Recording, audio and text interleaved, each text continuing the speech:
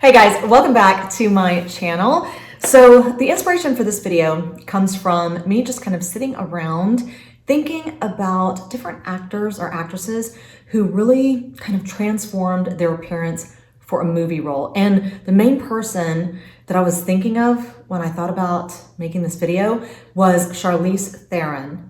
Or Theron, I don't know how to pronounce it, but her movie role in Monster. Now, I've never seen that movie, but I have seen like images from that movie, and it just shocks me how different basically she is capable of looking. And it got me thinking about just all the choices that we make with regard to our appearance and how we choose to represent ourselves. Because although she looks drastically different, it's still her. It's not somebody else.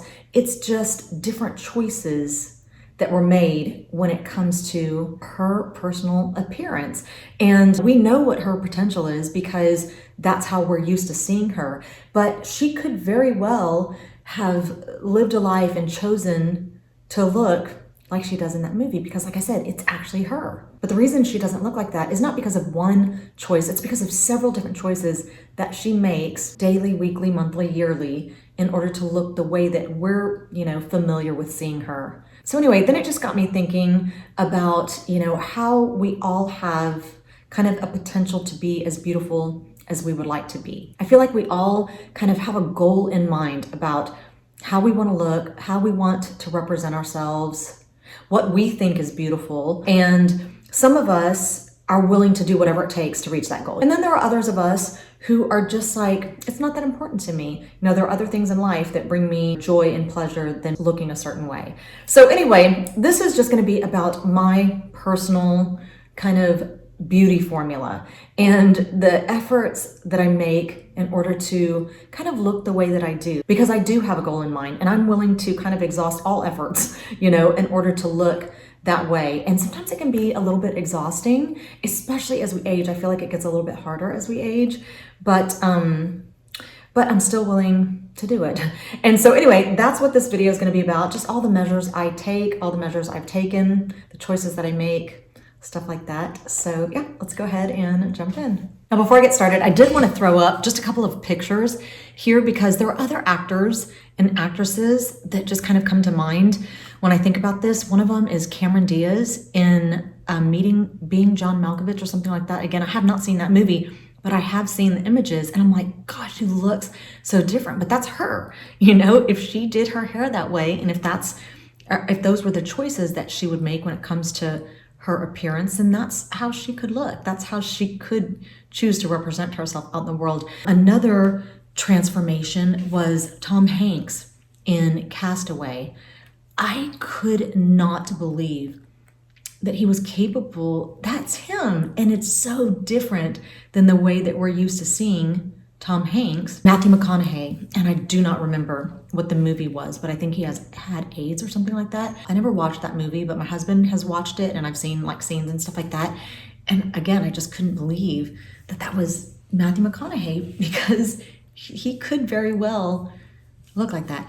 Anyway, so this is a picture of me and this is hair not blow dried, just dried. I don't have an expression on my face, no makeup, hair just dried on its own, clothes that don't flatter my figure or anything like that. That is what my husband sees sometimes, but that's, I could choose to just be like, I don't want to put forth the effort, and just go out in public like that. And like I said, there's nothing wrong with it, but I don't choose to do that. I choose to really put in a lot of effort. And some of the things are choices that I make daily. Some of them are choices that I've made in the past that I feel like benefiting from now. Anyway, so this is what I'm capable of looking like when I put in some effort. Now in this after picture, obviously it just comes down to like kind of hair and makeup and clothes and, wearing something that's figure flattering. But there are decisions that I've made with my appearance that, were surgical. And so obviously I'm not gonna be able to show that in this picture because I just took these pictures on the same exact day. But anyway, let's just go ahead and jump in and let me tell you about all the things that I do and think and the choices that I've made in order to represent myself the way that I feel I look best. You might not think I look best this way. You might, if you were me, you might make different choices. But I'm me and you're not. No. And so anyway, these are just the choices that I have personally made when it comes to my appearance. So let's jump in. Okay, so I'm gonna start with the most expensive stuff that I've done, because that definitely plays a role in the way that I look right now. And number one is my upper blepharoplasty. I just had it, hasn't even been a year yet. Some people think I don't look very different at all, which is great because that's kind of what I was hoping for as far as other people are concerned. For me, the difference is huge, especially when I'm not wearing makeup. When I'm wearing makeup, I do think that I look very similar to the way that I did prior to having the upper blepharoplasty, but that was my goal. I wanted to look fine without makeup. I wanted to be around my house and not have my daughter say like, what's wrong? Are you upset? Are you mad about something? You know, simply because I wasn't wearing makeup and I just had a, still face or something like that. So for me, I feel like that's kind of the best decision that I made. However, it's pretty expensive. Another surgery that I had was my breast augmentation. And my first breast augmentation was back when I was 26 years old. And I just had an implant exchange the same time I had my blepharoplasty, which was in April of 2023.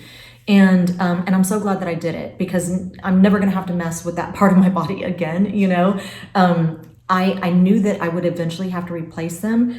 I don't think it was necessary for me to replace them because they looked like they were in great shape. They were under the muscle. It's not like I could see rippling and stuff, but I could tell that I lost volume. And I just knew that they would eventually have to be replaced. I might as well do it while I'm this young.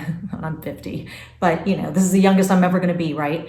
And so anyway, but for me, it was a huge improvement. Not the second one, because it's not that different than the first, but my first one was a huge improvement for me and myself because I was insecure about being small-chested. And I was very, very small-chested. And it's funny because I met my husband with, very, very extremely small-chested. My husband did not care at all. As a matter of fact, everything that I've ever done surgically, any type of improvement that I've ever made to myself, cosmetically, when it comes to like other people, me needing other people's help, doctors and stuff like that, he has tried to talk me out of every single one. And after I've gotten them done, he acts like he can barely tell the difference. I mean, he could definitely tell the difference with my breasts. But the only reason that he kind of was okay with me getting my first augmentation was because he could tell I was insecure about it, And it did make me feel so much more secure. Now looking back, I can look back at myself before having breast augmentation and I'm like, why wasn't I happy just looking like that? Because now I can look at it and think that I look beautiful, but I couldn't see it back then. And now I can see girls with very small boobs and I think they look so pretty and so feminine. And I just didn't see that in myself. And another thing though also is that I've always had a very bony chest. And I didn't even know this until this last breast augmentation. I have something called, I can't remember what it's called, but it's when the middle portion of your chest, so my plastic surgeon this last time was telling me that most women have a flat chest wall, but mine actually protrudes out a little bit. But he said the only reason he recognized it is because his son has the same thing. So anyway, that's one of the reasons that I went a little bit bigger. And I feel like it has really helped out a lot. The fact that I went a little bit bigger has helped out with that bony chest. Anyway, I'm getting so off topic there. So those two were probably the most expensive, the upper blepharoplasty and the breast augmentation. Together, I think it was $10,000. I can't, it was either a little bit under or a little bit over $10,000, but it was right around, that mark. And because I got two surgeries at the same time, it was a little bit less expensive. Like I had certain discounts because obviously they weren't going to charge me twice for anesthesia. They weren't going to charge me twice for facility fee and stuff like that. So you do kind of save some money there. Another thing that was kind of expensive is filler. And filler, I started getting filler. I've documented every single time I've ever gotten filler or had a touch up, I've always made a video right afterwards. So you guys know, I think the last time that I ever had filler was about 2 years ago. The first time, I want to say it was like 6 years ago, and it was to address some under eye puffiness that I had. I started to develop bags under my eyes, and again, it made me look like I was feeling a certain way that I wasn't, sad or tired or angry and stuff like that. And I didn't want people thinking that about me. I didn't want to look in the mirror and see that reflection. And so I did get filler under my eyes, and it helped with my under eye puffiness. I have not seen my under eye puffiness since then, and I don't ever want to see it again. Now, after my first filler injections under my eyes, I did have some touch-ups every now and then because little areas would dissolve, and it never dissolves like equally. Like I said, the last time that I had filler, I made a video and I had a giant bruise right here. I was actually overfilled right in this area, and I thought, I'll just wait until it dissolves. It's not that big of a deal. I probably am not even going to notice it in 6 months or so. Y'all, it has not budged. It is not dissolved whatsoever. It's been over 2 years. I think, surgeons and injectors and stuff are starting to realize now that filler lasts a lot longer than was originally thought. And so they're saying that sometimes filler can last up to 10 years now. And I definitely believe that because it was 2 years ago that I had my temples done, and then I had like a touch up on this eye. And my temples are still full. Like, y'all, my temples were so hollow. I would jokingly say that I had like an egg-shaped head or a light bulb head, because it would dent in and then come back out. I'm gonna put a picture here. This was before my upper blepharoplasty. It was before my temples. I think I had definitely already had some under eye filler. There was one time that I got some cheek filler. I think it was only one time. I might have gotten a touch-up later. I don't remember. But I feel like some of it is still there, but it has definitely flattened out. But it's still kind of there. Okay, this next one I feel like is kind of the hardest, not just for me, but for most of us, and that is diet and exercise. Now, the diet part, I don't really find that difficult because I've been eating a certain way my entire life. I feel like I have it down. I know my body. I know what I can and cannot eat. I have created so many different alternatives for my favorite foods that are really unhealthy, for the most part. And so I don't feel like I'm making, even though it is a sacrifice, I don't feel like I'm missing out on anything. I really, really love the way that I eat. However, the working out part is such a chore, and I really, really have to push myself to do it because I do not enjoy it whatsoever. There's nothing in me that's like, oh, I can't wait to get in there and work out. Or I know that I feel better after I have worked out. I do not enjoy it. There's just nothing about working out that I enjoy. However, I do it at least 4 days a week. At least 4 days a week, and I work out here in this room, and I use that mirror. At least 4 days a week. I get in here and I work out some body part. Now, sometimes I might spend a little bit more time in here. Sometimes I get in, just do some lower body work, and then I'm out. And sometimes it takes me like 15 minutes and I'm out. But I feel good about that because I have certain goals, and I'm not trying to look like the most muscular woman in the room. I have a goal of what I want to look like, and I will do the least amount of effort to get there. And that's what I do. And a lot of times the way that I get my personal motivation is to just hop on Instagram and go to some of the accounts that I follow where they go to the gym a lot and their physique is the most important thing to them. And I'll watch them and they motivate me. I'm like, okay, I need to get in there, because they look so good and I want to look good. I could put more effort in. I'm definitely not as toned as I would like to be, but I feel like I look decent, especially for my age. And it has become so much harder as I've aged. It's become so much harder to keep a toned physique, and I have to do a lot more than I ever did in the past. But it is important to me, and so I do get in here and do it. So next is posture. And posture is very important to me also. I feel like when we are younger, it's so much easier and comfortable to carry a really nice posture. But as we get older, I feel like we do have to put in a little bit more effort in order to keep a nice posture. And unfortunately, bad posture can kind of be one of those make or break scenarios. You can see a woman and she could be so beautiful and have terrible posture, and it can just kind of detract from her beauty just because her posture is bad. You know, as we get older, our muscles become a little bit more weak, our bones start to deteriorate. Some things we have control over, obviously some things we do not, but so it does take a little bit more effort. As we get older, especially us women, we tend to want to sit into our tailbone. I'm going to put a picture here, and it makes us it makes our gut kind of protrude, but it's a very comfortable position. It is for me. And I notice that I do that. I sit into my tailbone and it looks awful. But anyway, I feel like posture is such a big deal, and I am constantly reminding myself to straighten up my shoulders. You know, don't round your shoulders forward, round them back, and just keep that spine straight. It just looks so much more attractive. So next, and this is just kind of a no-brainer, especially as we age, is just having a really good skincare routine that we stick to. One thing that has always been a part of my routine since I was about 28 years old is Retin-A.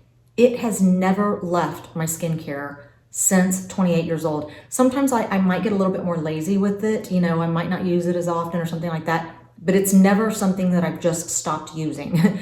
And because I know the importance of it. As a matter of fact, I'm peeling right now. Hopefully, that's why I'm sitting a little bit further back, because I have some peeling going on here. I have it all around my mouth right now, and it's just very important to me.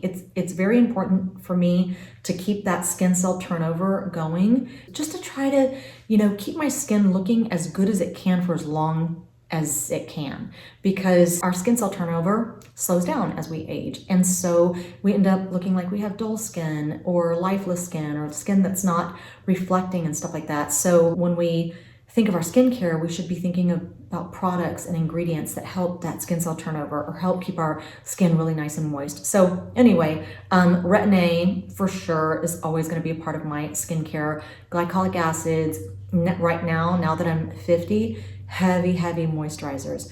At night, I really concentrate under, you know, of course I put my Retin-A on, and then I just pile on the moisture. And so yeah, skincare is definitely part of my beauty formula. Next is white teeth.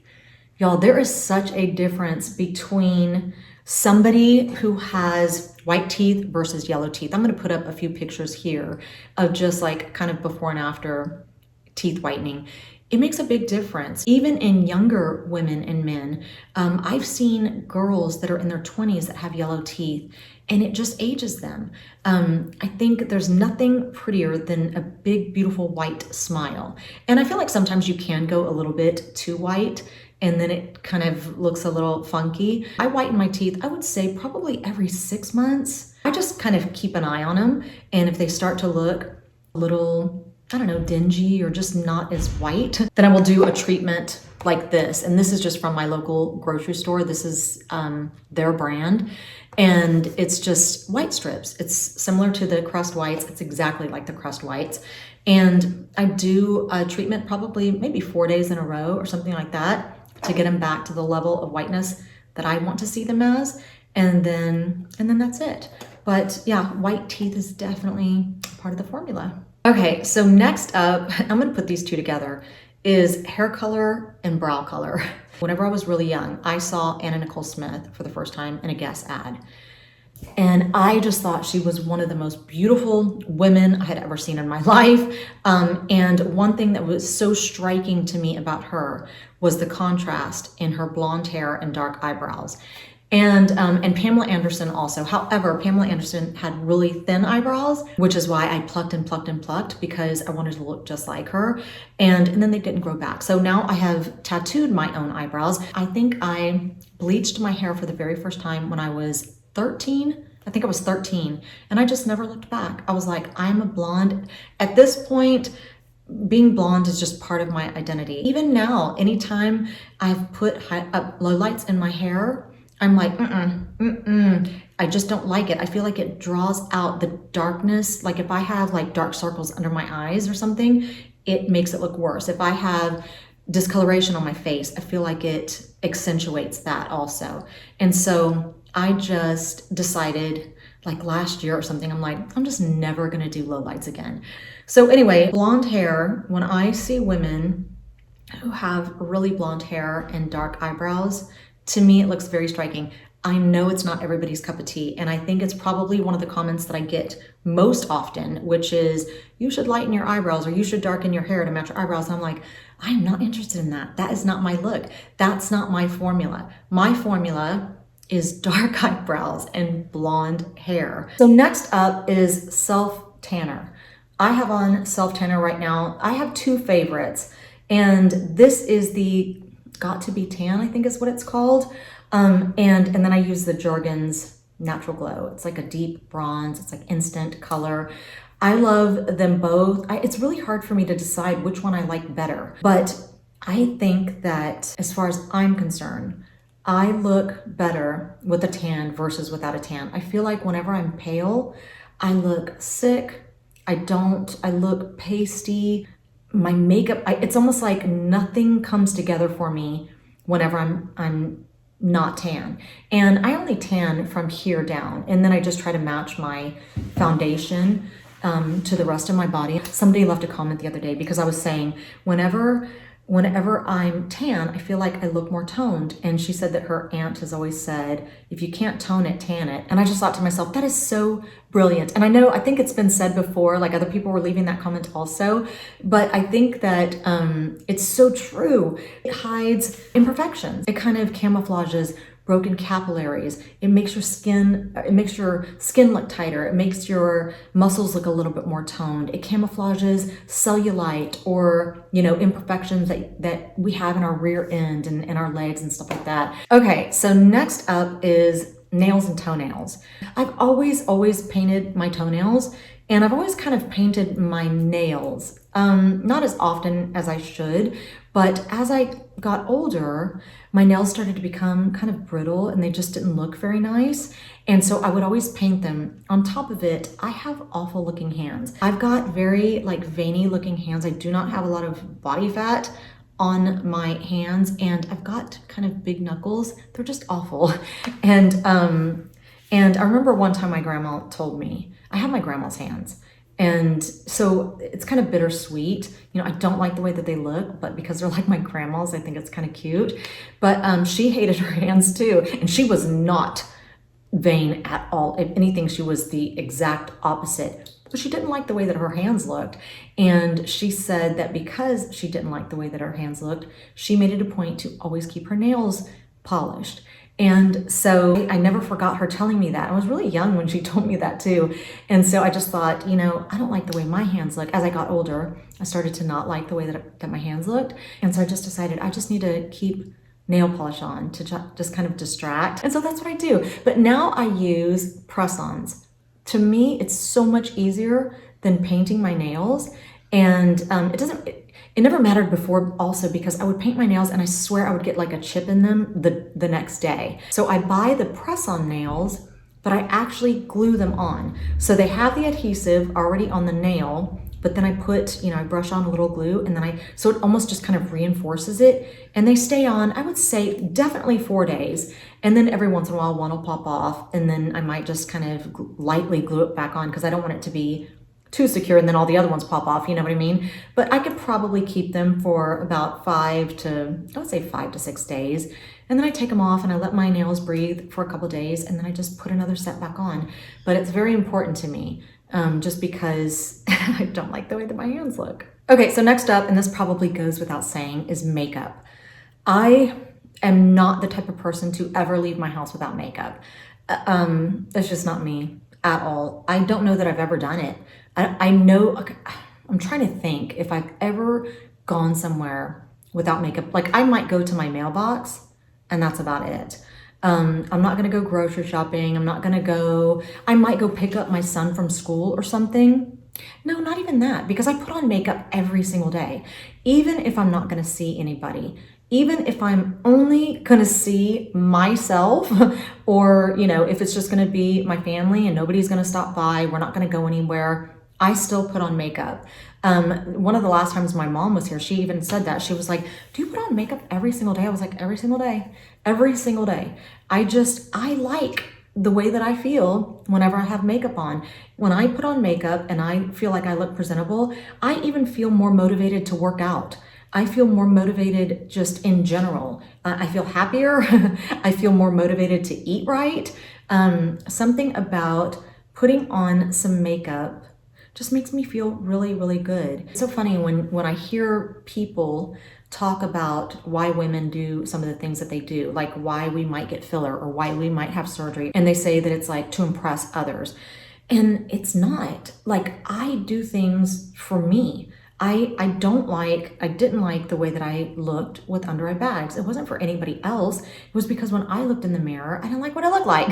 It doesn't always have to be about somebody else or the pressure, that other people put on you. Sometimes it's just that you like the way that you look better. And whenever I say I put on makeup every single day, it doesn't mean that I put on a full face of makeup. Like, some days it's just curled eyelashes and mascara, and I might touch up my eyebrows or something like that. But it's almost never that I'm just completely makeup free. I actually kind of enjoy drinking my iced coffee and dolling myself up a little bit, and I just feel like I'm more pleasant to be around when I have makeup on. Okay, so next up is jewelry.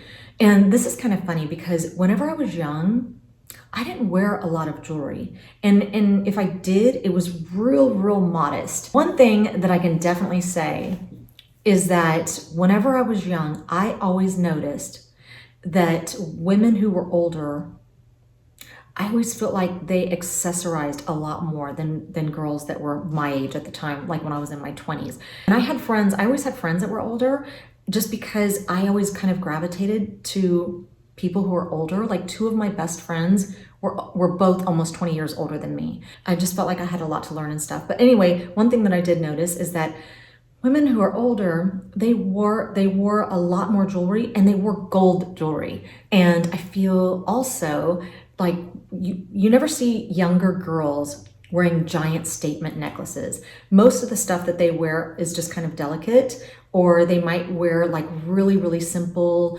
delicate bracelet or something like. As a matter of fact, my 21-year-old niece, she just had a birthday, and I bought her a bracelet. Anyway, it was the most, I'm gonna put a picture of it here. It was the most delicate, dainty little bracelet ever. And I thought, that's so funny, because I do remember being young and only wearing dainty jewelry. Like, it would have to be something very little like that. And I remember I used to have this little necklace that had almost like a see-through chain, and then just a tiny little, I want to say it was just like a little fake diamond or something like that. Just like a little floating diamond. It looked like it was on my chest. And I'd wear earrings that were really modest. But I think as we get older, we start to wear more statement-y stuff. Now, I will wear statement earrings any day. I think that looks really cute. But I do not wear statement necklaces. I might have once or twice, and when I do, I feel like it ages me. Like, I feel like if a young girl puts on a statement necklace, she looks older. She looks more professional and just kind of older. I do prefer daintier necklaces. I might wear one or two. I think two is like the limit. I think I did have a chain once that had like 3 on them or something, like they were all connected. And I think that's okay, but not some of these giant statement necklaces. It's just not my vibe. But jewelry is definitely a must for me, and especially rings, because once again, I don't like my hands. I don't like how they've aged. They age me more than anything, more than any part of my body. Look how much older they look than, even my face, I think. And I thought about, like, I wonder if I should ever do something about my hands, like maybe get, I don't know. I would have to have like a bunch of just disposable money to go getting fat grafts on my hands, because although I don't love my hands, it's definitely not the priority for me. I don't care if somebody can tell my age by my hands. They could probably tell my age just by the texture of my skin, I don't think I'm fooling anybody. Nobody's thinking I'm younger than I am.